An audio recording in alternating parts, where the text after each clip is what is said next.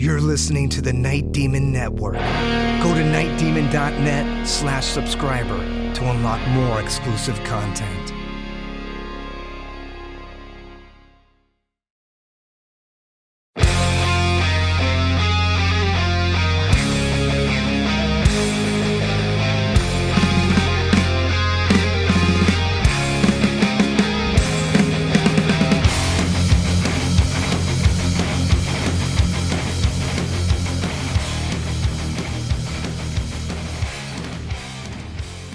Hello and welcome to the Night Demon Heavy Metal Podcast. I'm your host Nesbit, and we're back on the road with Night Demon on their second leg of the Outsider European Tour. The band and crew sat down to tell their behind-the-scenes stories of the tour, and this week we pick it up as the band heads to Belgium. This is Night Demon on the road.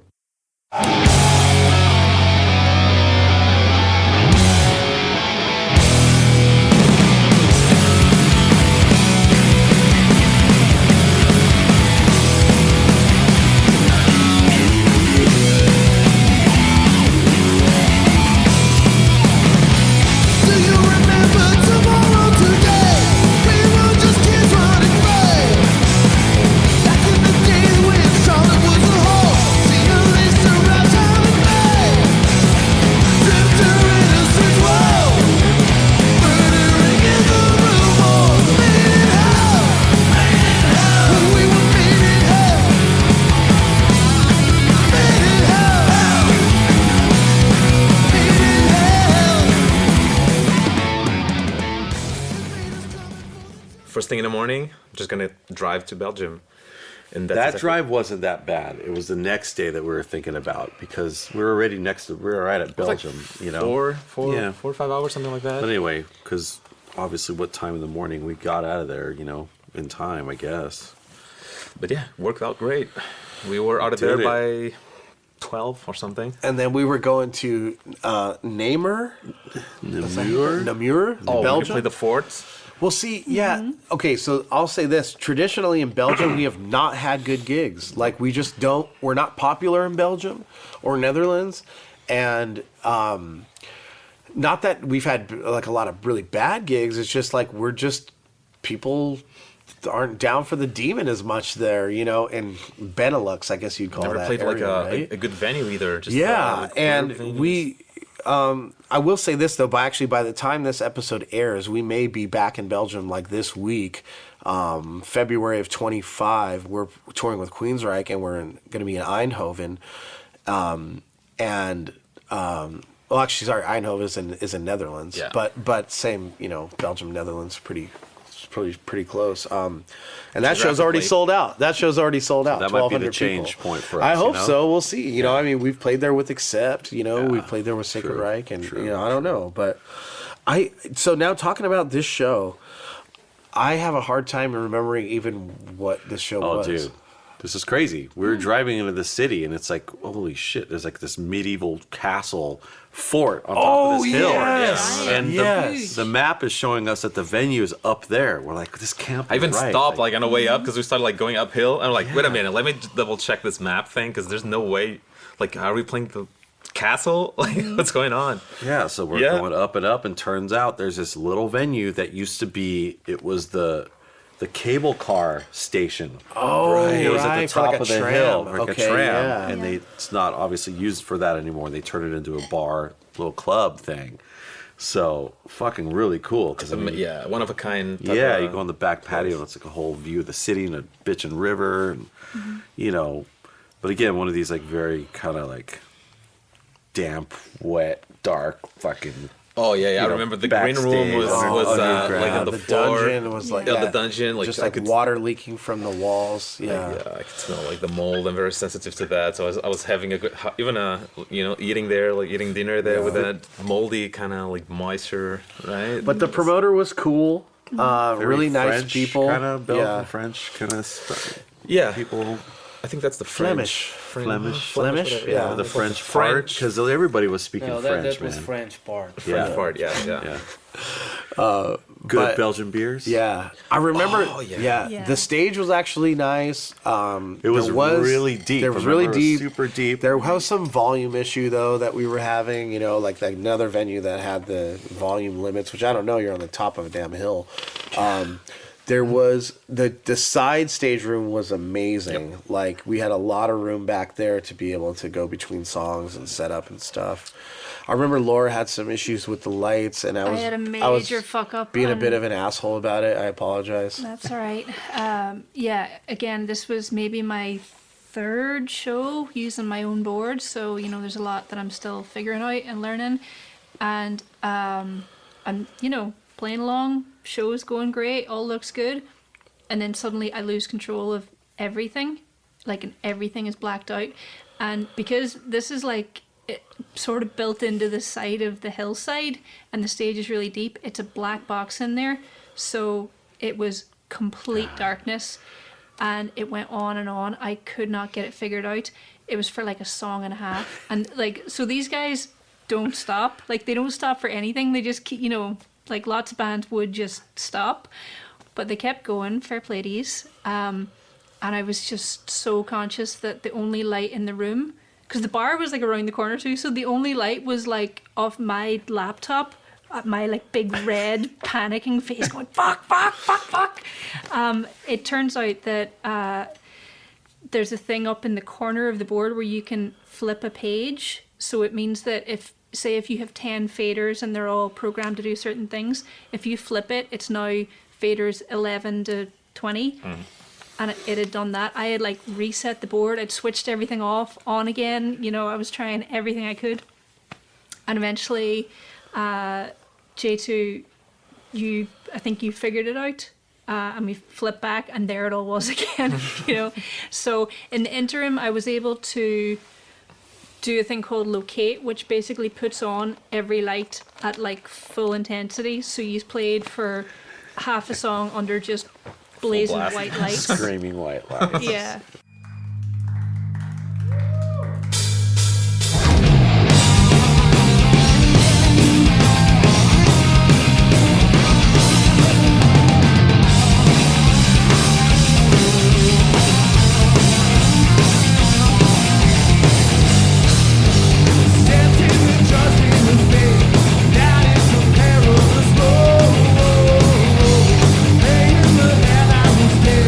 Out in the bullshine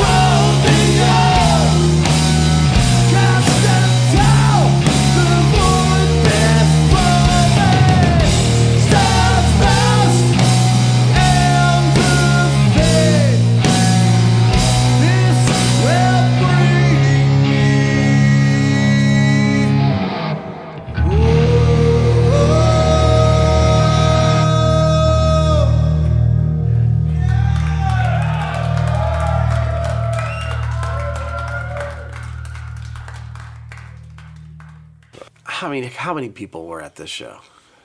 Yeah, this was maybe 80 or 60. something, yeah. Something like that. Yeah, but I do remember you saying how many people here is this your first time seeing Night Demon, and like 90% of the Yeah. people in the room raised their hand. All in all, it was a good show, Yeah. and it didn't feel like. I mean, it's not like this place is huge. Yeah. You know, it's probably fits like I don't know, 200 people. Yeah, it was good until we 150. went to the hotel It afterwards. was really big. Yeah, but it didn't feel awkward. I don't think. Yeah, what was the hotel? It was The hostel that under hostel. construction hostel. Yeah. Yeah. Jesus. Make your own bed. Yeah. Oh God, one of those. Yeah. No bathroom in the rooms, just a shared bathroom on the floor. No towels, Yeah. Nope. so you had to use bed sheets. I remember taking a shower and using the bed Towel. sheets. as a towel. Yeah. Yeah, there was no bathroom in the rooms, but there was a shower in the room. Yeah, Yeah. shower in the room. Just Oh, okay. Yeah. Yeah. go figure. Yeah. Be a bathroom, you know. For number one. We have on the rider no hostels, but we end up getting them anyway sometimes. But at least they don't give you shared hostels. You know, like a lot of times it's just made for like college students traveling, and you end up sleeping in a room with like 6 people you don't know. It's just like crazy, you know. This brings us to today's sponsor, Hilton. Yeah, that's right. Hilton. Thanks, Paris. We want to thank Hilton. And the Hilton family brand of hotels, the Hampton Inn, the DoubleTree Inn, the Hilton Garden Inn, the Homewood Suites, and the Embassy Suites hotels, the Hilton family of brands hotels, and we would like to thank Heather Smith and also Jesse Hernandez, two Hilton Family Brands employees who are Night Demon friends and fans who have hooked us up to a family and friends discount that has saved us thousands of dollars on the road and has given us the same consistency in our breakfast every morning with vanilla waffles and a wild card waffle every day, whether that's blueberry waffle or I've got the Paris Hilton signature strawberry sparkle waffle the other day. Red velvet. Which What is else? amazing. Blueberry. Cinnamon roll. Cinnamon. I had the roll. cinnamon. All right, Yep. I can. Or that was not seasonal too good. pumpkin. Yeah. You're a seasonal That's pumpkin. that was a great hookup. So we want to thank that,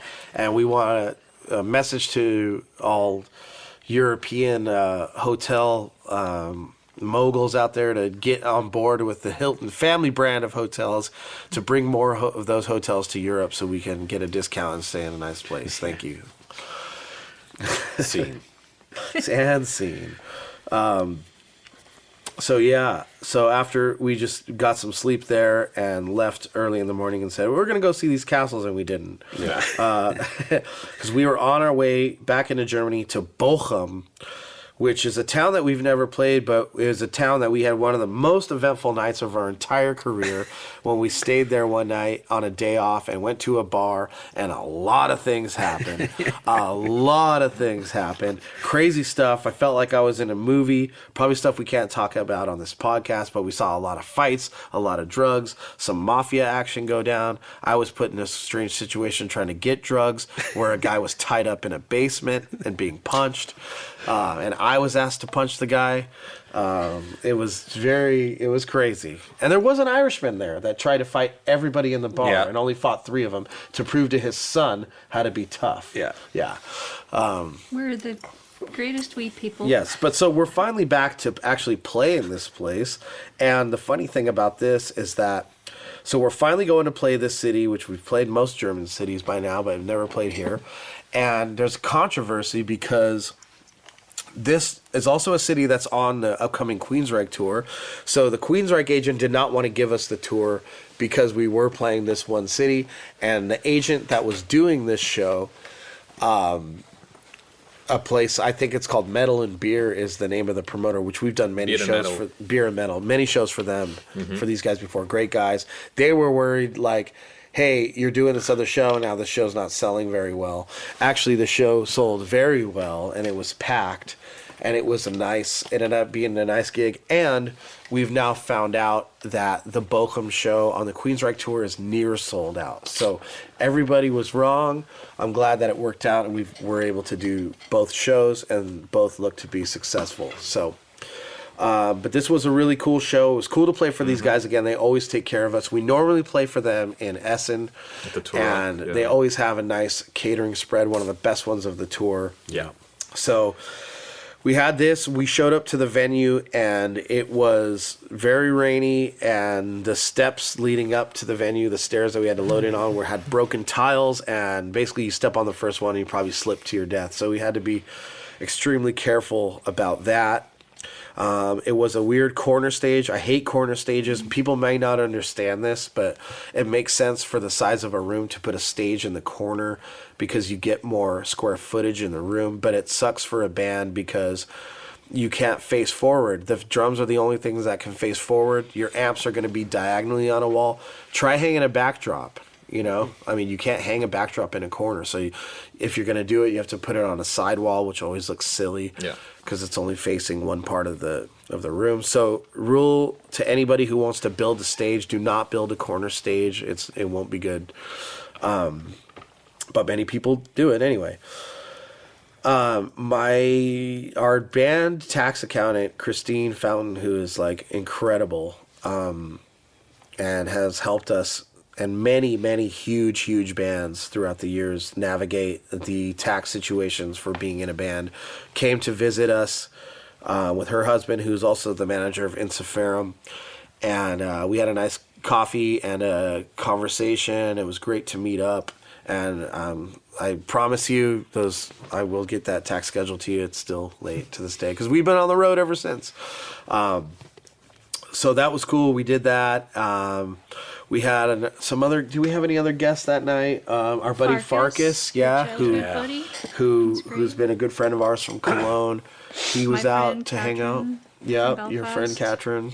A lot of friends in there. Yeah, and again, this is a show where we got asked to take a reduction on the pay because we were playing in the same city coming up. And it ended up doing extremely well. I remember it being a super packed house. Yeah.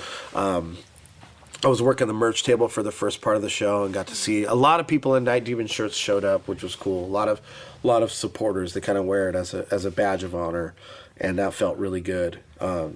There was another band playing in that other room, remember, downstairs? And Right, so this is the place. We are playing in the same venue on this next tour with right. Queensryche. So it's like down in this basement, it's like a huge cave. It's like just a big straight room with a curved ceiling like a cave.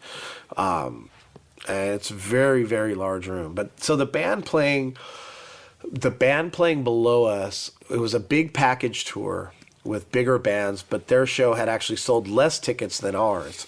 So it was a really interesting thing for us to be playing in the smaller upstairs room. But they had a tour bus and a lot of support bands and a lot more gear, so I guess that made sense. One thing is that a lot of the guys from Nuclear Blast were there because the bigger band downstairs, the bigger touring package, is on Nuclear Blast. But all these guys, the president of A&R Nuclear Blast, the head of publicity, they all used to work for Century Media, so we're close friends with them. They ended up coming up to our show. So that was cool. And they had a lot more fun there, and we got to visit with them. It was a good show to watch, yeah. Yeah, it was cool, right? I mean, one thing, though, with the corner stage, too, there was nowhere to go between songs, so we ended up walking up. There's a staircase that goes up to this balcony that connects to the backstage. So we were walking up and down the stairs between songs. Now, when we went into Dawn Rider, we always leave the stage so Brian could do his world-famous drum solo, right? And then go into the double bass part. When we come back in, me and Armand do this pick slide together, right? So I run up to the drums, we're doing this pick slide, and I fucking tripped, man. Another tour injury. I ran right into the drums. I tried to brace my fall into the hardware with my hands, but it hit my knuckles, the front of my hands. And man, it was so painful. I didn't stop playing. I felt like I had broken my fingers. It really felt that bad. And I was all fucked up, bleeding and shit flying in my mouth. Yeah, and like rock and roll. It was fucking painful to get through that. And that hurt for about 20 days. I got some good scars and shit, but That's just what's been happening. I didn't even see it happen. I just all of a sudden like I go into the song and then all of a sudden my toms are sideways. Well, the thing is, like, there's a lot of smoke on the stage too, and Well, we run up to the drums, and I Yeah. think you didn't. The riser was sticking out further than you thought it was. So like That's what it kinda was. Yeah, you hit tripped on that, the riser, yeah. and like fell into the Yeah, kid. because it was a triangle riser. yeah, corner stage triangle riser. Yeah, so That it's was not his that Get me out of this Kurt Cobain triangle. moment, jumping into the drum set. You know? yeah.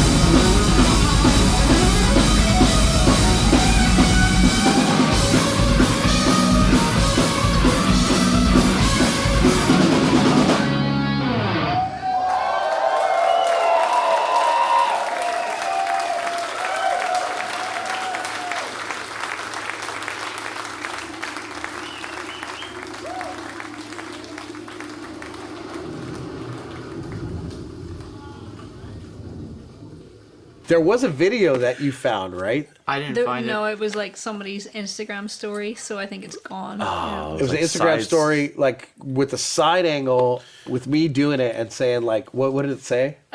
Smashing or something. Yeah, Night Demon really smashed it last night or something. Yeah. Smash their Yeah, because this is fucking one of those places too where there was another staircase on the other side of the stage where people were hanging out. And so like Yeah. there were people like kind of like on the stage level with us, Yeah. like right on side stage, Yeah. you know. So yeah, kind of similar to the place in Essen. It's like that Yeah. too. They have that kind of same thing, the Turok. Yeah. Yeah, true. Or Munich at the backstage. It's pretty similar, Yeah, you know. yeah. Yeah, see the prep for that day, the lights nearly didn't happen, and I was like freaking out. They had some sort of Chinese knockoff board thing where like none of the Oh, right. programming would talk to each other and stuff, and yeah, it really felt like we don't know if we're going to have any lights because the promoter was kind of the only guy there. He didn't really know. He called the house LD who was dealing with the other venue Bigger- show, the and bigger when he bit came up, he show. was kind of an arsehole. Like he just was like, "Well, you should have figured this out or something," you know. Even when I asked him about like putting in our floor package, as in our 4 lights that we bring in, you know, and getting a cable for that, he was just a real dick about it. So it felt like these lights don't work for the whole show, and we're on our own. Like no one's gonna help, and it actually turned out to be like a good light show. Just floods of relief when that all came together. Yeah, I Because again, remember you I was- had so yeah. many friends there and industry people there and stuff. Like I remember during the day at one point, just tears rolling down my cheeks of just stress, going like, "How the fuck? Like we're not gonna get any lights on this at all." But it happened and it was good. It did. And I remember their promoter saying it was the best light show he's ever seen in Yeah. there. So There you go. Been getting that a lot. that was great. Yeah, I remember I was working on the guitars before the show, and I saw J2 all like in fucking like on a mission. It was like this fucking light guy, like fuck him. We gotta Yeah. fucking. I'm sorry about the Whatever. He no. kept talking about. we're gonna have a light show. So I just saw him like running like a long cable from the stage to the Up the balcony. up to the balcony, yeah. like I don't know, Hardwired, 20-meter yeah. cable or something. We're gonna have a light show no matter what. I think he kept talking about his own band the whole day, and then he came back after Travelers set. That was the sound. That was guy. a sound guy. The Okay. light guy yeah, was yeah. saying like, I'm really busy with the downstairs because that's the main room, so I'm really busy downstairs. Like, Yeah, so I guess they don't have staff or different like a 2 sets of fucking staff. No. Like, you know what the fuck? What would have happened if we didn't have an LD? Like, Yeah. you know, Yeah. there we would have had nothing, you know, at all. Was shows like that, like Traveler played with nothing. That's right. Because That's there right, was yeah. no idea at the house. That is true. That is true. Yeah, but J2, you really saved the day that day. Was like fighting till the last minute, like it's gonna work and works. My man. Yeah, we had the sound guy came backstage after Travelers set, said, "Hey, you guys stole a song from me," and he played like his own band, like a riff, and it did sound really similar. But we'd never heard of this band, you know. So, but yeah, all in all, it was a pretty cool show. I felt really good about, besides breaking my fingers, like that show felt really good. Yeah. That was a very good You know? show. Yeah, crowd they were loud.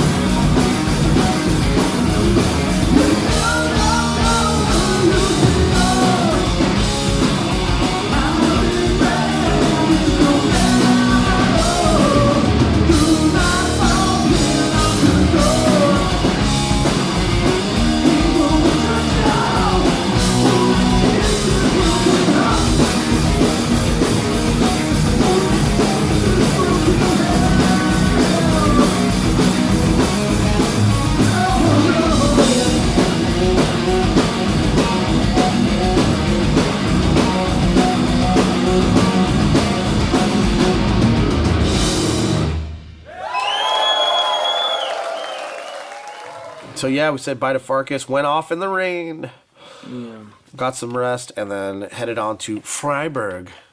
Well, that's it for this week, and we'll pick it up again next week in Freiburg, Germany. And we'll close out this chapter of the Outsider Tour. As always, I'll mention that all the shows, the full live audio and video from every show we featured in today's episode, that's Namur and Bochum, I guess that's how you pronounce it, is available in the subscribers section at nightdemon.net. So basically, subscribers get access to the huge music archive of full shows from multiple tours going back to Night Demon's first ever show. Check out nightdemon.net to see how you can become a Night Demon subscriber and get access to all of the bonus content up there. I know I find it pretty cool when I see a Night Demon show and then I can listen to and watch the audio and video afterwards and kind of relive the show. As a subscriber, you can do that. There's hundreds of live tracks, bonus tracks, unreleased tracks, photo galleries, demos, bonus episodes. There's too much content up there for me to list it all, and it gets bigger and bigger every week. Again, that's nightdemon.net for more info. Until next time, this is Nesbitt, signing off.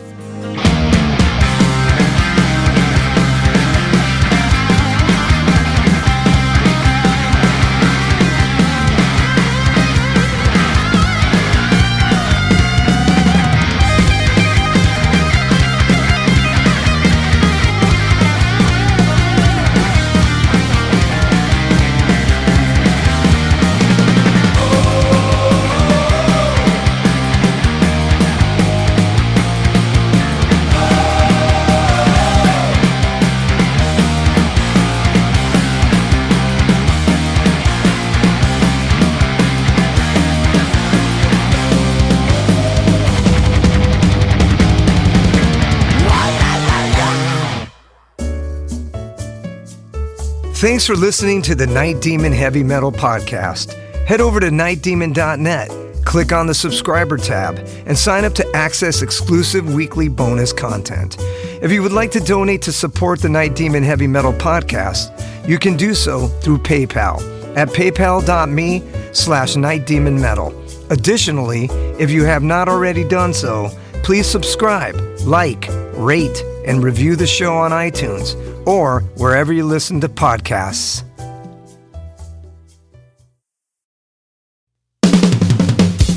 All hail, Night Demon Heavy Metal Podcast listeners. This is Dusty Squires chiming in to tell you about my brand new signature sticks from the London Drumstick Company.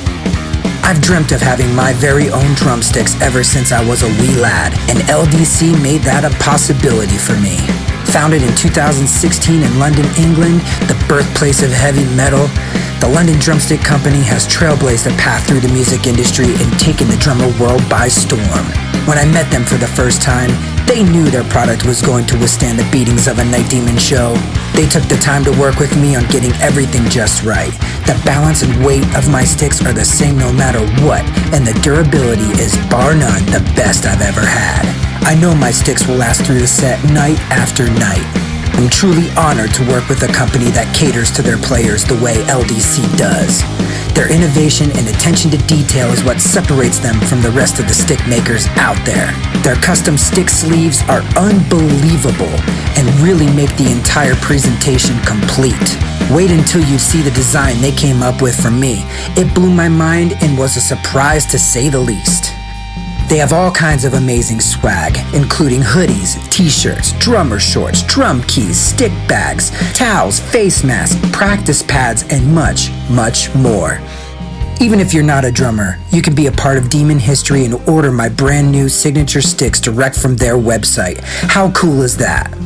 And to top it off, the London Drumstick Company are giving an exclusive offer to the Night Demon Heavy Metal Podcast listeners.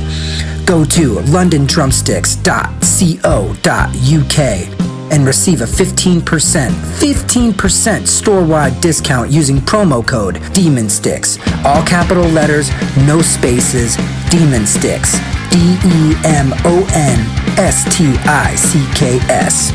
I can't thank everyone there enough for the opportunity to be a part of their family and for them trusting me with their amazing products. See you metal maniacs on the road very soon. And yes, the wood chips will be flying.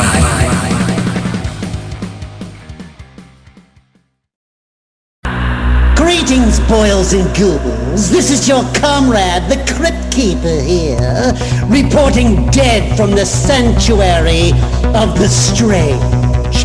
Tonight's macabre myth is a fright-filled feature, one overflowing with monsters, madness, and magic.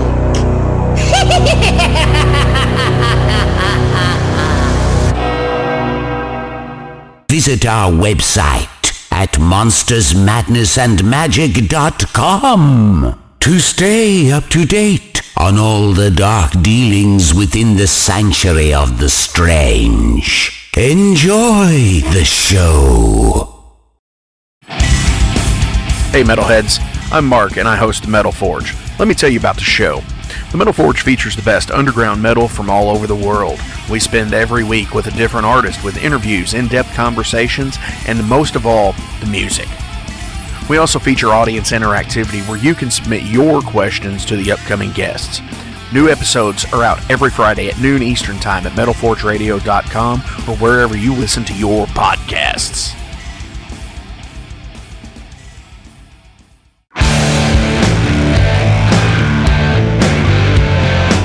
Want to know what's going on in the world of music?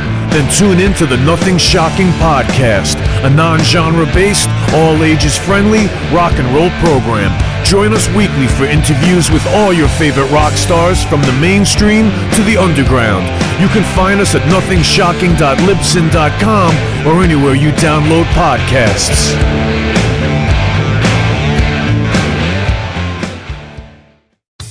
Okay, metalheads, you've been complaining that there has not been a channel that plays all of the heavy metal videos from past, present, and future for years and years at this point. Well, that time is over. Heavy Metal Television is back. HeavyMetalTelevision.net is the website. Go there. You can see videos playing 24/7, 365, all the time. All the best from the old school, the new school, and everything in between. Check it out, HeavyMetalTelevision.net. It is where the metal is.